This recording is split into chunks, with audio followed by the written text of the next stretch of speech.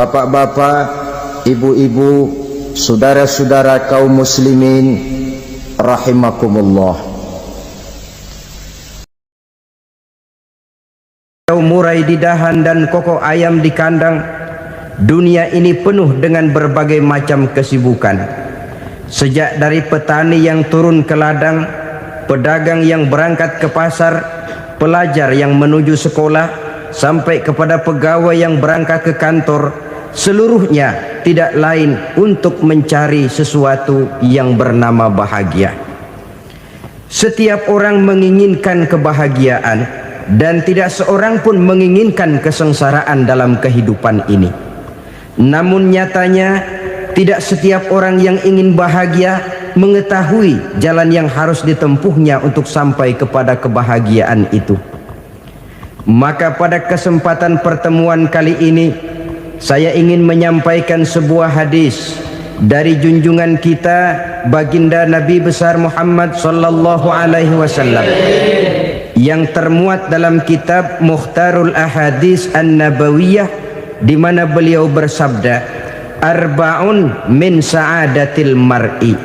Ada 4 perkara yang merupakan tanda dari orang bahagia. Saya mau tanya, di antara saudara-saudara yang hadir di sini, apa ada yang kepengen jadi orang sengsara? Seluruhnya tentu ingin mendapatkan kebahagiaan. Maka menurut resep dari Nabi kita, tanda orang bahagia itu 4. Jadi kalau saudara ingin bahagia, harus mempunyai 4 perkara ini. Yang pertama, orang bahagia itu kata Nabi, darun wasi'un. Punya rumah biar bagus asal gede. Enak ngaturnya, daripada sudah punya rumah kecil adanya di pinggir kali, gubuk, kalau hujan bocor miring lagi, kiamat. Loh, kalau gitu Islam materialis dong. Hadis ini boleh diartikan dengan makna hakiki, arti yang sebenarnya, boleh diartikan dengan makna majazi, arti kiasan. Kalau dia diartikan dengan arti kias, maka yang dimaksud darun wasi'un ay qalbun wasi'un. Rumah yang luas tidak lain daripada hati yang lapang. Karena di situ kunci kebahagiaan yang sebenarnya. Walaupun kita cuma tinggal di petak berukuran 2 kali 3 meter, kalau hati kita luas rasanya rumah itu. Tapi biar rumah kita halamannya saja puluhan ribu hektar, ada kolam renangnya, kamar tidurnya tidak lagi terhitung. Kalau hati yang menempati rumah itu sempit, maka akan terasa sempit jugalah rumah itu. Tempat bergantungnya tidak lain adalah hati. Marilah kita mencoba melihat berbagai pandangan orang tentang bahagia ini. Ada orang menyangka bahwa bahagia itu kalau dia mendapatkan harta yang sebanyak-banyaknya. Siapa yang banyak harta, dialah raja. Apa yang dia mau, seluruhnya bisa dibeli. Keamanannya, dia bisa menyewa petugas. Seluruh fasilitas untuk menyenangkan kehidupannya bisa dibeli. Pendeknya, hartalah segala-galanya dalam kehidupan.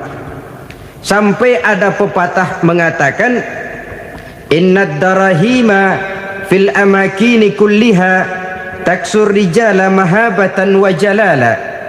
Sesungguhnya harta, dinar, dirham, uang di mana-mana selalu bikin hebat orang yang memilikinya. Coba lihat, orang yang punya duit sama yang enggak punya duit, jangan gaya hidupnya, gaya jalannya aja lain. Wahia lisanun liman arada fasahatan, wahia silahun liman arada qitala. Uang adalah senjata yang paling ampuh bagi orang yang mau pergi perang, dan lidah yang paling fasih bagi orang yang mau bicara. Kalau bicara dengan lidah macet, cobalah bicara dengan harta, lancar. Sampai ada pepatah demikian, segalanya bisa diatur dengan harta. Maka di kalangan orang yang berpandangan semacam itu, seluruh kegiatan hidupnya hanya terfokus kepada bagaimana mengumpulkan harta yang sebanyak-banyaknya. Tidak peduli halal haram, tidak kenal sore pagi siang dan malam, tidak sempat sujud, jauh dari agama, jauh dari kehidupan yang bersifat ruhaniyah, jauh dari Allah dan sebagainya. Sampai dalam Al-Quran dikelompokkan dalam kelompok yang dinamakan lumazah. Allazi jama'a malahu wa 'addadah yahsabu anna malahu akhladah. Mereka mengumpulkan harta sebanyak-banyaknya dan menyangka bahwa harta yang banyak itu dapat mengekalkan hidupnya, mengekalkan kekayaannya, mengekalkan kebahagiaannya. Saudara hadirin yang berbahagia, kalau pandangan hidup ini benar, artinya kalau harta memang merupakan satu-satunya hal yang dapat membuat orang bahagia, tentu di rumah mewah tidak akan pernah ada tangis derita. Tentu di satu tempat di mana fasilitas hidup serba menunjang tidak ada yang namanya penderitaan. Tapi suka dan duka, sedih dan gembira, senyum dan tawa adalah milik setiap orang, baik dia punya harta maupun dia tidak punya harta. Nyatalah bahwa harta semata-mata bukan merupakan jaminan bahwa orang akan bahagia, walaupun tanpa harta orang sulit untuk bahagia. Saya mau cerita, ada orang super kaya, namanya Aristotle Onesimus, raja tanker Yunani. Dia punya kapal tanker saja konon sampai 11 banyaknya. Punya perusahaan penerbangan yang disebut Olympic Airlines. Punya hotel di berbagai kota besar di dunia ini, sejak dari New York, London, Paris, Rome dan sebagainya. Bahkan punya pulau yang dia namakan Pulau Scorpio. Ini kan namanya sudah kaya nggak tanggung-tanggung, punya pulau. Nah, dia punya 2 orang anak, yang satu laki-laki namanya Alexander, yang satu perempuan namanya Maria Onesimus. Seluruh harapannya tertumpah kepada anak lakinya Alexander ini, yang akan meneruskan usahanya, meneruskan kekayaannya, meneruskan dinastinya. Apa yang terjadi? Ternyata anak yang dia harapkan yang bernama Alexander ini mati muda dalam kecelakaan pada waktu dia olahraga. Apa olahraganya? Namanya olahraga anak orang kaya, golongan jet set. Olahraganya olahraga pesawat terbang. Jatuh, ya nggak kapungut, habis mati. Tinggal satu anak perempuannya, Maria Onesimus. Tapi anak perempuan ini juga malah urakan. Terakhir dia pacaran, bahkan kemudian kawin sama orang Rusia. Rupanya Aristotle Onesimus ini broken. Kekayaannya yang berlimpah ruah, perusahaannya yang begitu banyak, siapa yang akan meneruskan? Siapa yang akan menggantikan? Sampai kemudian dia mengurung diri di Pulau Scorpio dan mati di sana secara mengenaskan. Seorang multi jutawan, seorang yang super kaya, mati menyendiri di pulau sepi. Ibarat kata pepatah, anak ayam mati di lumbung. Bukan kekurangan makanan, keurugan makanan. Begitu kehidupan Aristotle Onesimus. Dan banyak orang-orang yang sudah demikian kaya sampai dibingungkan oleh kekayaannya sendiri. Telusurilah kehidupan David Rockefeller misalnya, Henry Ford misalnya, Adnan Khashoggi misalnya. Multi jutawan yang kadang-kadang dibuat keder oleh kekayaannya sendiri. Pantas ketika Imam Ali ditawarkan orang, "Ya Ali, kalau kepadamu disuruh pilih ilmu atau harta, kau pilih mana?" Ya jelas pilih ilmu dong. Kenapa? Pertama, ilmu kalau kita berikan kepada orang lain tambah.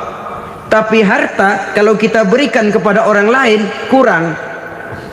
Saudara punya uang 10.000, dibagi orang 5.000, jelas uang saudara berkurang. Tapi saudara punya ilmu diberikan kepada orang lain bisa, saudara pun makin mantap. Tidak lantas jadi bodoh karena ngajarin orang. Saudara bisa Fatihah lalu mengajarkan orang Fatihah. Orang bisa, saudara pun makin hafal. Tidak lantas setelah diajarin orang ilmunya hilang. Begitu datang dia minta orang, tolong ajarin saya Fatihah, udah habis, nggak ada.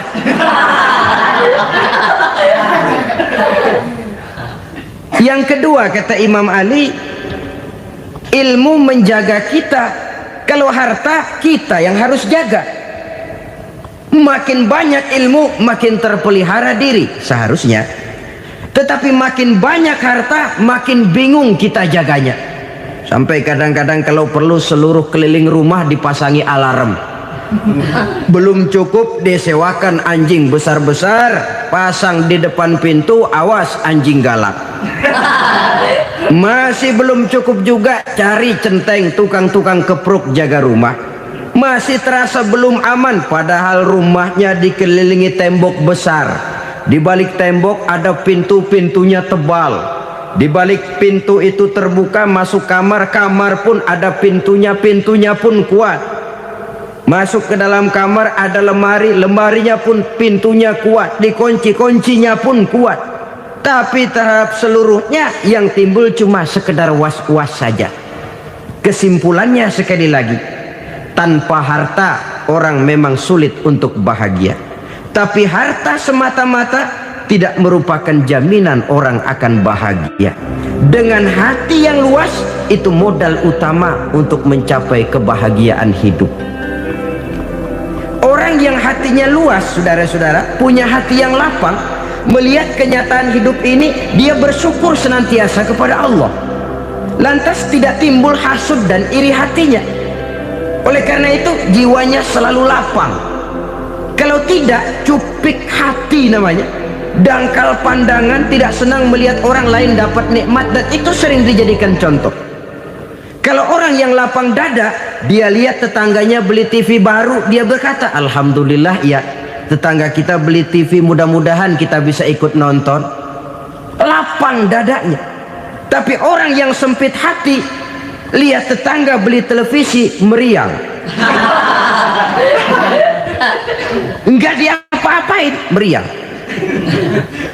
Besoknya dengar tetangga beli motor, makin sakit, ke rumah sakit. Lalu di rumah sakit dengar tetangganya beli mobil, mati.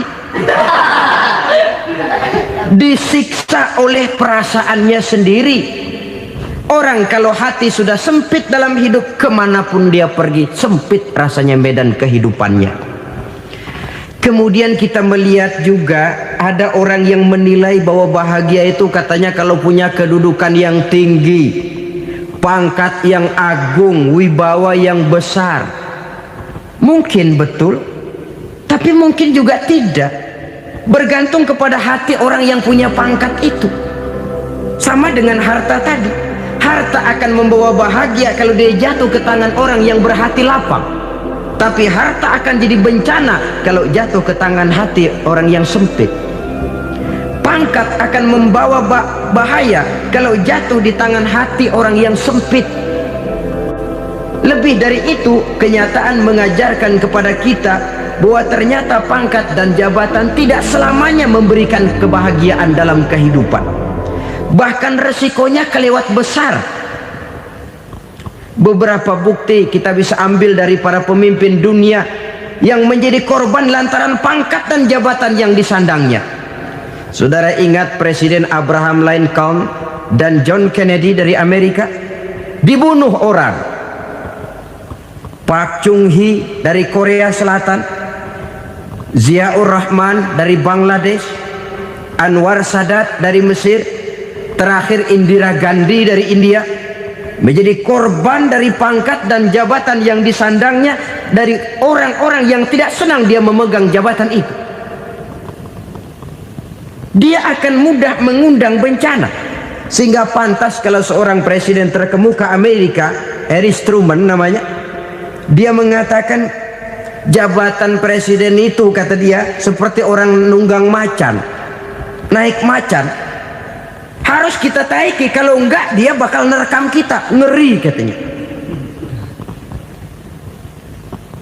Adapun orang yang hatinya lapang, kalau dia menerima pangkat dan jabatan, dianggapnya itu satu kesempatan untuk berbuat baik.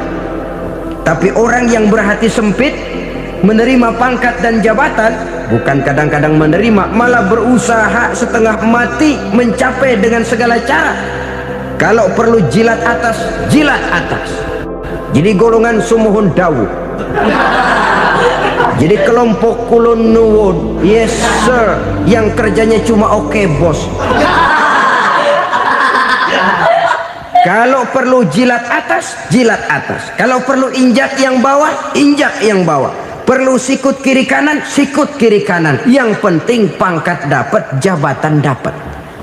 Orang yang semacam ini, kalau sudah mempunyai pangkat dan jabatan, biasanya dia tidak menganggap itu sebagai amanah, tidak menganggap sebagai kesempatan berbuat baik, tapi malah kesempatan untuk memperturutkan hawa nafsunya yang dilatar belakangi oleh kesempitan hatinya tadi. Apalagi kalau orang memperoleh pangkat karena banyak mengeluarkan uang. Seakan-akan pangkat dan jabatan itu sekarang macam proyek, pakai tender. Siapa yang berani bayar segini naik, nggak berani minggir. Padahal logikanya, kalau orang mencapai satu jabatan karena banyak mengeluarkan uang, hampir bisa dipastikan bahwa setelah jabatan itu dia pegang, langkah pertama yang akan dilakukannya ialah berusaha bagaimana uang yang dia keluarkan supaya kembali. Ya paling kurang pulang modal dulu dong. Soal mikirin rakyat soal nanti, tapi ini modal harus pulang. Itu celakanya kalau orang memperoleh pangkat dan jabatan cuma karena banyak mengeluarkan uang. Jarang orang yang mempunyai keyakinan dan pandangan bahwa pangkat dan jabatan merupakan amanah. Jadi sekali lagi, pangkat dan jabatan mungkin saja membawa kebahagiaan kalau jatuh ke tangan orang yang berhati lapang. Tapi bisa jadi bencana kalau dia jatuh ke tangan orang yang mempunyai hati yang sempit. Dan lagi-lagi stresnya hati yang lapang. Lalu sebagian orang, saudara, ada yang berpandangan katanya bahagia itu kalau jadi orang terkenal, mempunyai popularitas, menjadi idola di kalangan remaja, di kalangan orang tua, di segala lapisan masyarakat. Padahal makin populer orang makin terikat dia. Ya kalau macam kita ini kan nggak punya nama, nggak populer, tengah malam buta mau nongkrong di warung Tegal aman. Tapi pangkat, jabatan, kedudukan, popularitas menyebabkan kita diikat dengan berbagai macam peraturan. Cuma mandi sama ke WC saja yang nggak dikawal.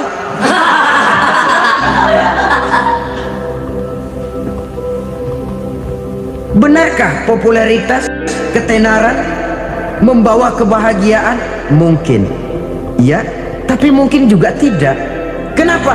Banyak orang-orang populer yang mengakhiri hidupnya secara tragis. Kita ambil beberapa nama. Di Amerika tahun 60-an ada bintang seksi paling terkenal yang dijuluki sex bomb, bom seksi. Sampai sekarang jadi legenda, namanya Marilyn Monroe. Singkatan doublenya itu inisialnya MM, Marilyn Monroe. Terkenal top sampai dia mati tahun 62, namanya sekarang masih saja dibicarakan orang. Kenapa dia bunuh diri?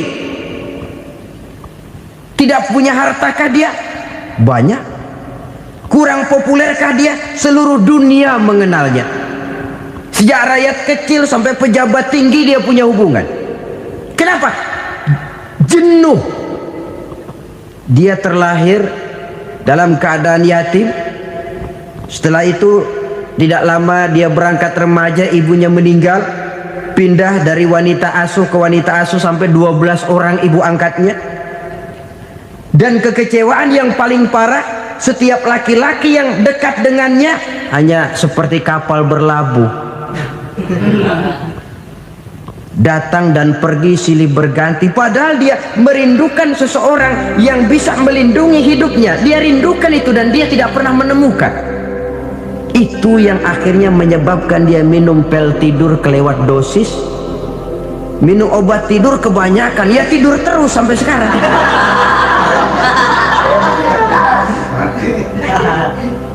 Dia mengakui, saya telah memiliki ketenaran, tapi saya tidak pernah hidup dalam ketenaran itu. Saya pandai main sandiwara, tapi saya ingin hidup dalam alam yang real sebagaimana umumnya orang. Itu yang dia rindukan.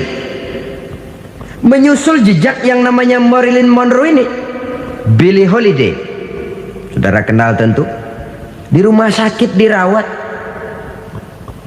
Dia juga minum obat overdosis, mati lagi.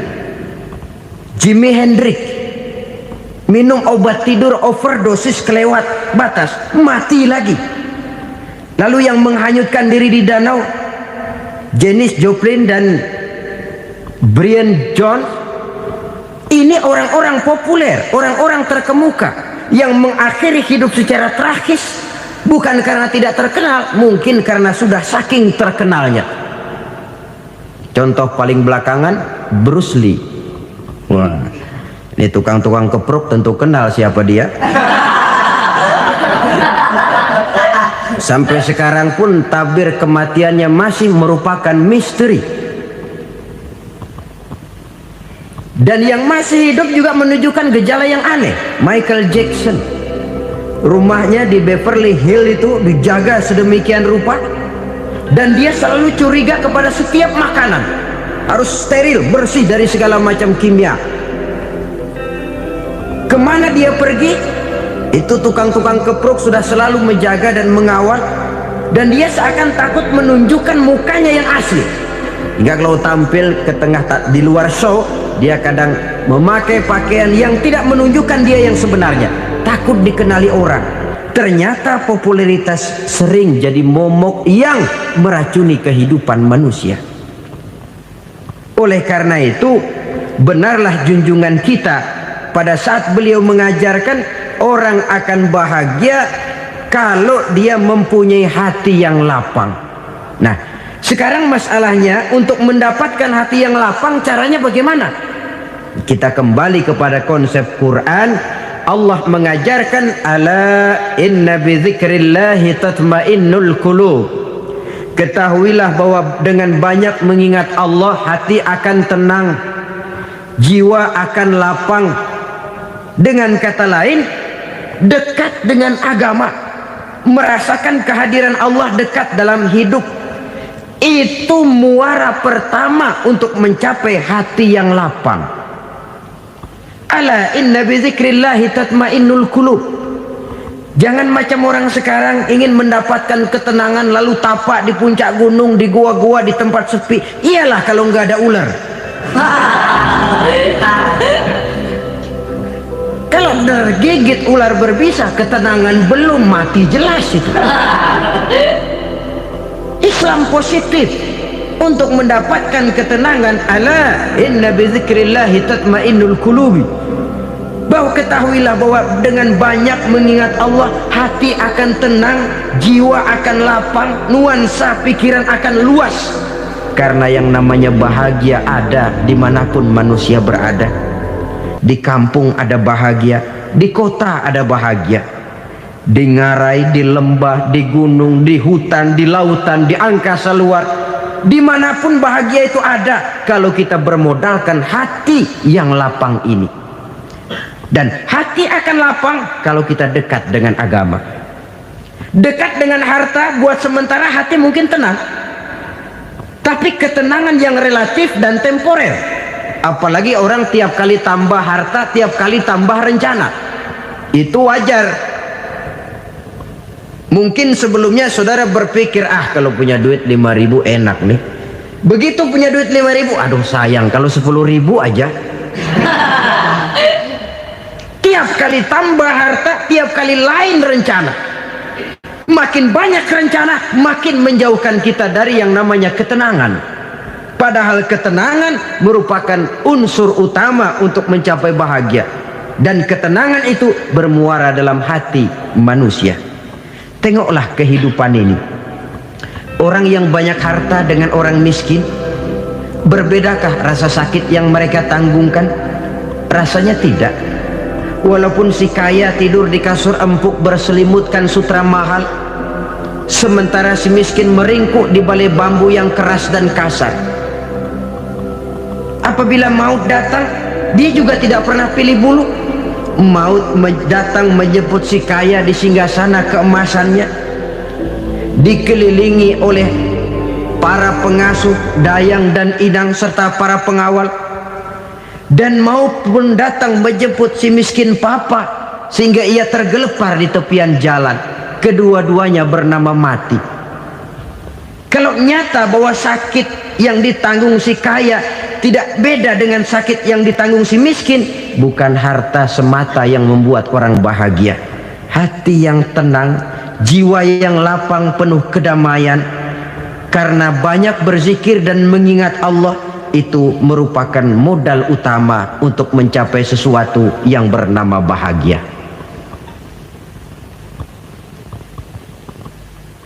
Saudara hadirin yang saya hormati, inilah yang pertama dari 4 ciri yang digambarkan oleh Nabi tentang tanda-tanda orang bahagia.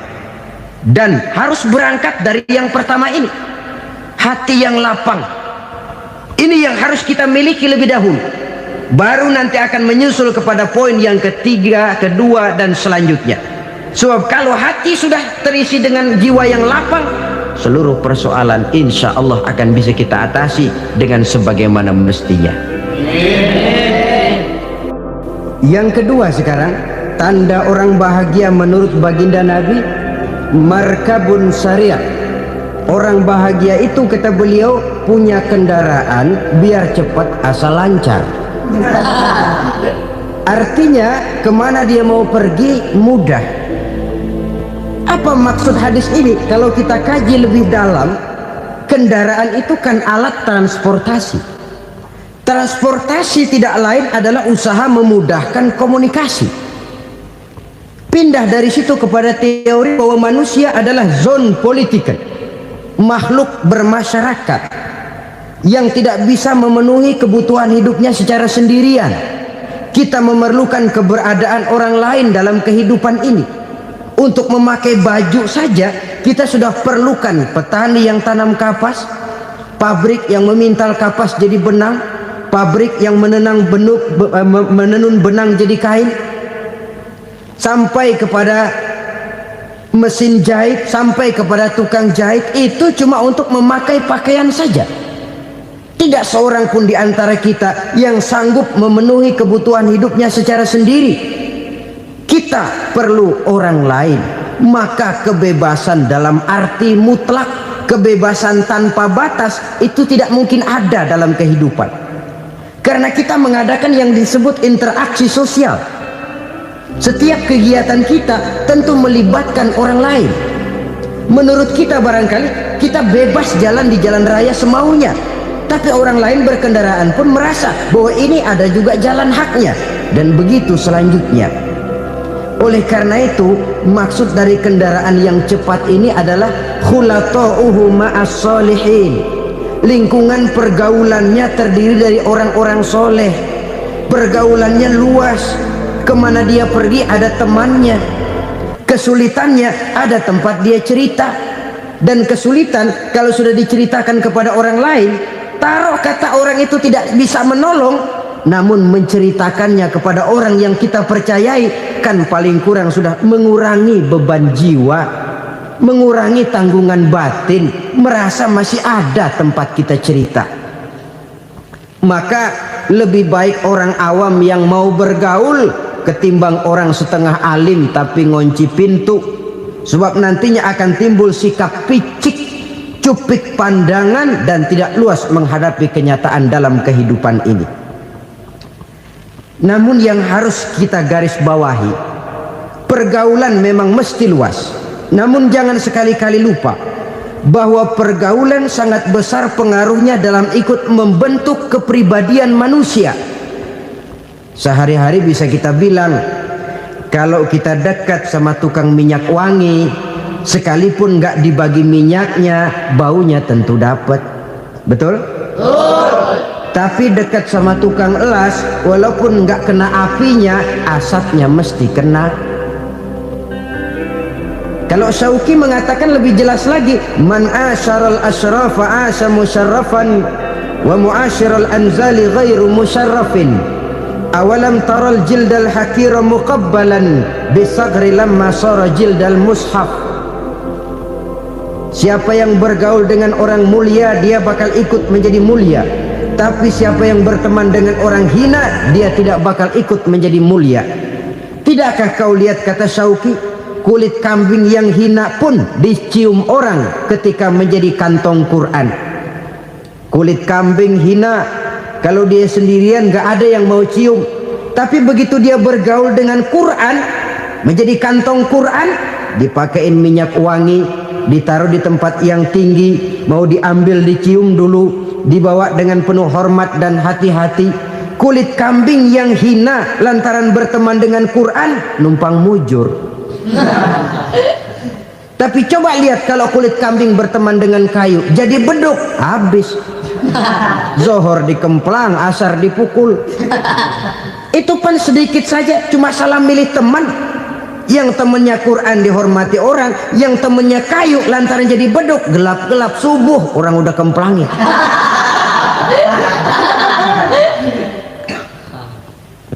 Maka terutama kepada adik-adik remaja yang masih mencari identitas diri, yang ibarat kaset masih kaset kosong, mudah diisi oleh apapun, pandai-pandailah memilih teman dalam bergaul.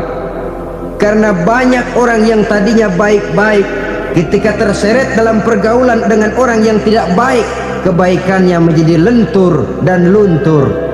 Tapi berapa banyak bajingan-bajingan tengik, orang-orang yang berlumur noda dan dosa, tiap hari melakukan maksiat, namun bergaul dengan orang yang baik-baik, pada akhirnya sedikit demi sedikit beringsut dan berangsur dia terbiasa mengikuti kebaikan-kebaikan.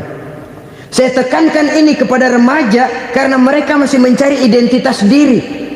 Apa yang mereka lihat mereka mau, apa yang mereka dengar mereka ingin tahu. Coba lihat kehidupan remaja. Pulang nonton film Rambo, pengen jadi Rambo, gagah, maunya belekai melulu. Pulang nonton film Superman, pengen bisa terbang. Pulang nonton India, nyanyi melulu. Wajar, mereka masih mencari identitas diri. Saya ini sebenarnya siapa? Lingkungan, pergaulan akan membentuk itu. Karena itu pandai-pandailah bergaul, karena ia sangat besar pengaruhnya dalam ikut membentuk kepribadian manusia. Apalagi sifat yang jelek lebih cepat menularnya ketimbang sifat yang baik. Sifat yang baik, watak yang soleh itu lambat sekali untuk menular. Tapi yang tidak baik, kan prosesnya mah kalau remaja biasanya mula-mula dengar. Karena dengar lalu pengen tahu. Karena pengen tahu lalu ngeliatin. Begitu ngeliatin kan pengen nyobain. Setelah nyobain ketagihan. Nah, ini prosesnya. Yang namanya ganja, morfin, narkotik awalnya kan begitu. Mula-mula denger katanya kalau sudah fly to the sky, sudah melayang ke langit katanya, disitulah puncak kebahagiaan. Mulanya cuma denger. Karena denger pengen tahu. Karena pengen tahu lalu ngeliat, kumpul sama orang yang suka ngeganja. Setelah ngeliat, nah pengen ngerasain. Begitu ngerasain enak juga, ketagihan. Kalau sudah ketagihan jadi penyakit kronis, bisa merembet kepada yang lain. Iya, kalau orang tuanya mampu untuk beli morfin, beli ganja. Kalau tidak kan pikirannya ngayap, jemuran siapa ya gue sabet. Timbullah perbuatan-perbuatan negatif yang bermula dari salah pergaulan. Apalagi buat adik-adik remaja yang tinggal di kota-kota besar, yang pengaruh budaya, pengaruh kesenian, pengaruh struktur kehidupan yang nampak makin individualistis, di mana persaingan tajam, tensi ekonomi tinggi, orang mudah mengalami stres. Pandai-pandailah dalam bergaul, sekali lagi, karena ia sangat besar pengaruhnya dalam ikut membentuk kepribadian manusia. Orang bahagia punya kendaraan yang cepat, artinya punya pergaulan yang luas, dan lingkungan pergaulannya terdiri dari orang-orang yang soleh. Kemana dia pergi ada teman, kesulitannya ada tempat dia cerita. Tapi kalau sudah menyendiri, hidup sendiri, kesulitan dipikiri sendiri, bisa mati belum waktunya. Tidak ada tempat berbagi rasa, tidak ada tempat bercerita, tidak ada tempat mengurangi beban dalam kehidupan. Pantas betul kalau Islam sangat menggalakkan dan menganjurkan orang kalau sudah sampai waktunya itu untuk melangsungkan nikah. Kata Nabi, ya ma'syaras syabab man istata'a minkumul ba'at falyatazawwaj. Hai para pemuda, kalau sudah mampu memberi nafkah, kawinlah, nikahlah kamu. Kenapa? Sudah ada teman hidup, tempat berbagi rasa. Kesulitan kalau ada tempat cerita akan lebih ringan ketimbang kita telan sendiri, walaupun bobot kesulitannya sama beratnya. Saudara-saudara kaum muslimin rahimakumullah, inilah ciri yang kedua, punya kendaraan biar cepat asal lancar. Kemana kita mau pergi gampang. Dengan kata lain, setelah hati yang luas, pergaulan yang luas. Dua. Yang ketiga sekarang, tanda orang bahagia itu menurut Nabi, misbahun mudhi'un, punya lampu yang terang. Oh, itu enggak problem. Sekarang sudah zamannya listrik masuk desa, Pak. Lampu sudah terang semua. Betul, kalau itu yang dimaksud. Tapi tidak cuma itu.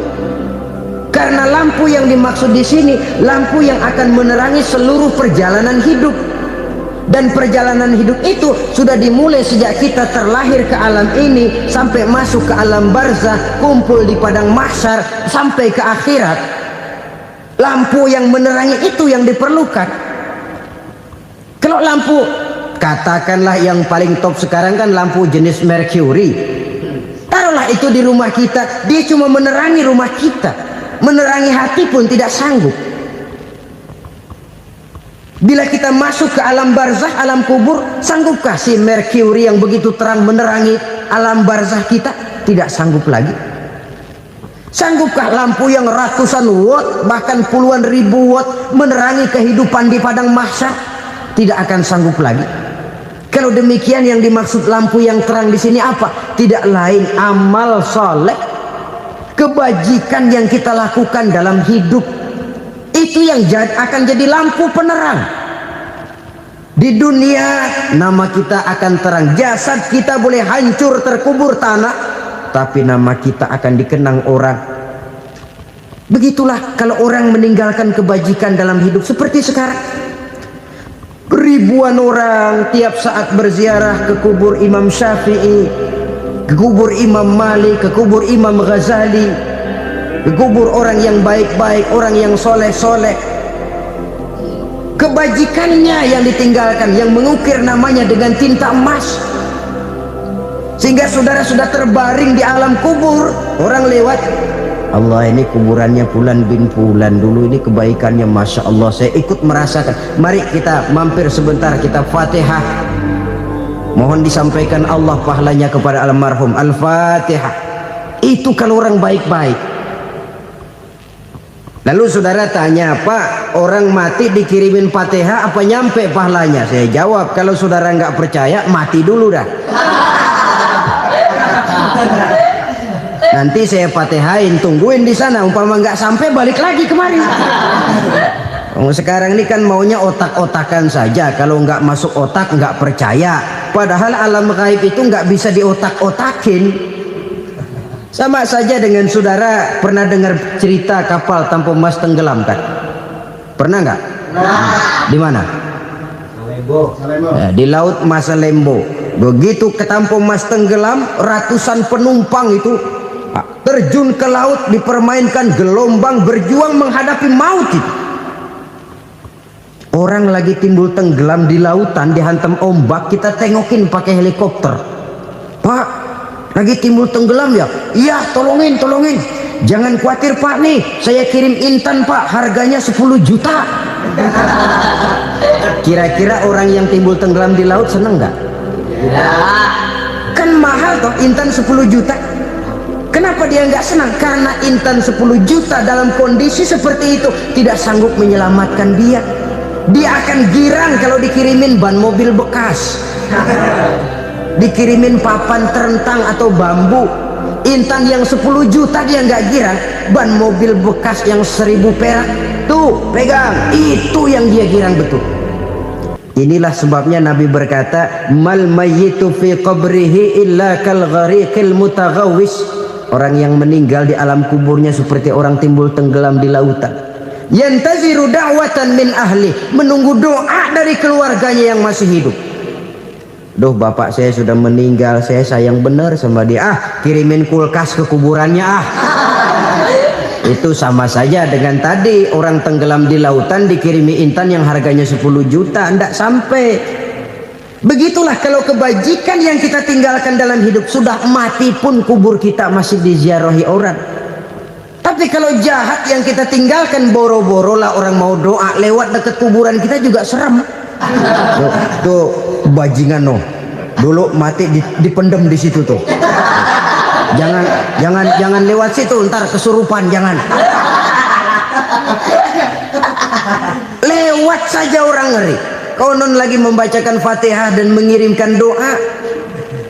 Hidup pada hakikatnya adalah kesempatan untuk berbuat baik. Maka sekali kesempatan itu diberikan, manfaatkan dengan sebaiknya. Sebab kesempatan kedua tidak akan pernah ada. Kesempatan berbuat baik di sini, di akhirat sudah pembalasan namanya. Sekali kesempatan itu dicabut, dia tidak akan pernah dikembalikan lagi. Kata Iqbal, hidup tidak mundur ke belakang, Bung. Berhenti diinjak orang, mundur hancur. Tidak ada kata mundur dalam hidup ini. Berhenti diinjak orang, mundur kecebur. Tidak ada kata lain, harus maju dalam kehidupan dalam artian yang positif. Hidup adalah kesempatan untuk mengumpulkan kebajikan yang sebanyak-banyaknya. Di situ nilai daripada manusia. Sekarang ini memang nggak kelihatan kok, orang yang banyak pahala sama yang banyak dosa nggak kelihatan kok. Barangkali kalau habis bikin dosa palanya pada benjol, mungkin orang takut sama dosa. Tapi sekarang sama saja, orang yang banyak dosa dengan yang nggak banyak dosa jalan bareng dari belakang, sama, nggak kelihatan beda. Tapi ada waktunya di mana pahala memegang peranan, di mana dosa diperlihatkan. Sama saja kalau kita bawa mobil siang, lampu kan nggak begitu berfungsi. Apa lalu bilang, alah ini lampu berat-beratin, copot-copotin aja dah. Tidak perlu begitu. Kenapa? Pada satu saat malam senja akan datang. Bila matahari terbenam, senja pun datang, gelap mulai merayap, disitulah baru terasa perlunya lampu. Pahala begitu. Sekarang orang yang nggak ada pahalanya nggak kelihatan dalam kehidupan. Tapi pada satu saat senja kehidupan akan datang. Ajal merenggut nyawa, malam merayap, dan hidup mulai diliputi kegelapan di alam barzah. Dikala itu kalau nggak punya lampu, alangkah malangnya kita. Sebab amal yang baik, kata Nabi, di alam barzah itu akan diciptakan menjadi perempuan yang cantik menemani kita. Amal yang jahat akan menjadi orang yang paling jelek nemenin kita. Sudah di tempat gelap yang nemenin jelek.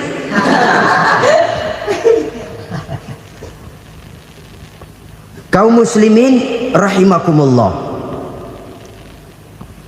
Kalau demikian masalahnya, tergantunglah kita pandai memanfaatkan waktu. Al-waktu kasaif, waktu itu cepat sekali. Yang namanya waktu itu tahu-tahu. Tahu-tahu udah tahun 87. Tahu-tahu udah begitu. Tahu-tahu yang kemarin anak-anak, sekarang udah pada punya anak. tahu-tahu saja itu. Begitu cepat waktu berlalu. Kalau tidaklah pandai kita memanfaatkannya, akan rugi kita. Nabi bersabda, "Man kana yaumuhu khairun min amsihi fahuwa rabih." Barang siapa yang hari ini lebih baik daripada hari kemarin, itu orang untung. Hari ini lebih baik daripada kemarin. Bulan ini lebih baik dari bulan kemarin. Tahun ini lebih baik dari tahun kemarin. Itu orang yang beruntung. Tahun kemarin sembahyangnya maghrib doang, sekarang udah tambah isya. Tahun kemarin cuman Idul Fitri aja ngancem bener, sekarang udah tambah Jumat, lalu tambah lagi maghrib, tambah lagi isya, dan selanjutnya. Hari ini lebih baik daripada kemarin, itu orang yang beruntung. Wa man kana yaumuhu mislu amsihi fahuwa khasir. Lalu barang siapa yang hari ini sama saja dengan hari kemarin, itu orang rugi.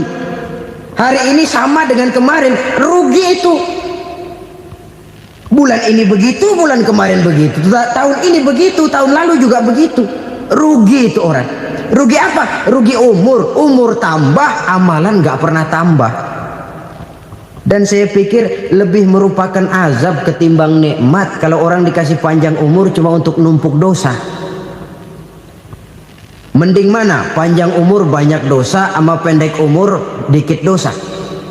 Mending mana? Mending mana? Ya, paling mending tentu panjang umur banyak pahala. Tapi kalau tidak, sekali lagi, lebih merupakan azab ketimbang nikmat kalau orang diberikan panjang umur tapi cuma untuk sekedar menumpuk dosa. Kehilangan kesadaran bahwa dunia bukan terminal akhir dari satu perjalanan. Dia cuma halte di mana kita berhenti sebentar untuk menuju kepada terminal yang hakiki. Saudara-saudara kaum muslimin rahimakumullah, inilah lampu yang akan menerangi kehidupan.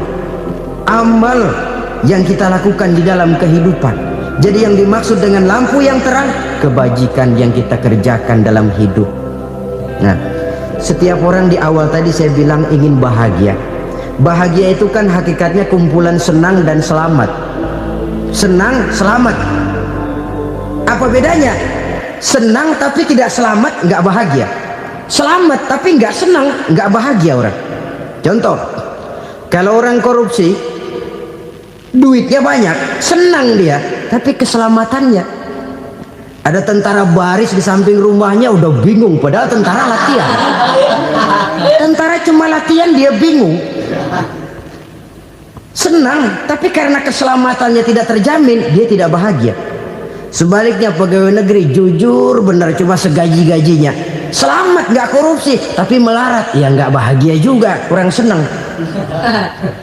Kesenangan dan keselamatan untuk dunia saja, ya sekali lagi, kalau cuma sekedar untuk dunia saja, bisa dibeli pakai uang. Bisa dibeli pakai uang. Saudara ingin selamat, bisa dibeli pakai uang. Saudara ingin senang, bisa dibeli dengan uang. Tapi setelah mati masuk ke alam barzah, habis kekuasaan uang. Nggak bisa lagi beli keselamatan pakai uang, tidak mungkin lagi membeli kesenangan dengan uang. Di situ pahala yang megang peranan. Makin banyak pahala, makin banyak saham untuk membeli kesenangan dan keselamatan, untuk memperoleh yang namanya bahagia. Dan jangan lupa loh, di alam barzah kita nggak sebentar, menunggu datangnya kiamat. Loh iya, kalau kita begitu dikuburin terus kiamat datang, untung. Tapi kalau masih harus 1000, 2000, puluhan ribu tahun yang akan datang, dalam satu penantian yang begitu lama, tanpa saham untuk memperoleh kebahagiaan, satu kemalangan yang tidak ada pernah putus-putusnya. Janganlah tergelincir oleh kebahagiaan sebentar yang menipu dengan mengorbankan kebahagiaan hakiki yang berjangka panjang. Apa artinya senyum sejenak kalau harus ditebus dengan tangis seumur hidup? Biarlah kita minum jamu, pahit memang, getir memang, tapi kan besok badan sehat. Daripada sekarang minum sirup, manis memang, enak memang, tapi bibir pada jontor besoknya. sirawan, batuk, nggak karu-karuan. Banyak orang tertipu oleh kesenangan yang sebentar, padahal laisa kullu ma yalma'u zahaban. Belum tentu semua yang berkilat itu emas, belum tentu semua yang gemerlap itu intan. Karena itu marilah manfaatkan kesempatan yang diberikan Allah ini untuk mengumpulkan kebajikan yang sebanyak-banyaknya. Yang terakhir sekarang, yang keempat, tanda orang bahagia kata Nabi. Zaujatun salihah. Orang bahagia itu tanda yang keempat kata Nabi, punya istri biar cakep asal taat. Udah surga itu, cakep taat. Istri kayak gitu, kalau belum mati jangan dikuburin dulu. Sudah cakep taat lagi, tapi kadang-kadang enggak, udah jelek ngadat melulu. Apa yang mau dipilih? Sebab itu Quran mengatakan istri pakaian untuk suami, suami pakaian untuk istri. Kenapa suami istri diibaratkan pakaian? Alangkah tingginya gaya bahasa Quran ini. Suami istri teman hidup, hidup perjalanan panjang. Sejak kita dalam rahim sudah ada hidup kan di sini. Sampai ke alam dunia, masuk ke alam barzah, kumpul di padang mahsyar, sampai menuju akhirat, itu perjalanan hidup. Carilah istri atau suami teman hidup yang membawa manfaat tidak hanya kehidupan di dunia ini, sampai di alam barzah, sampai di padang mahsyar. Suaminya mungkin meninggal lebih dulu, atau istrinya mungkin meninggal lebih dulu, tapi suami atau istri yang masih hidup berbuat kebajikan. Suami saya meninggal, ada hartanya, saya sedekahkan, niat pahala untuk almarhum suami saya. Ini teman hidup,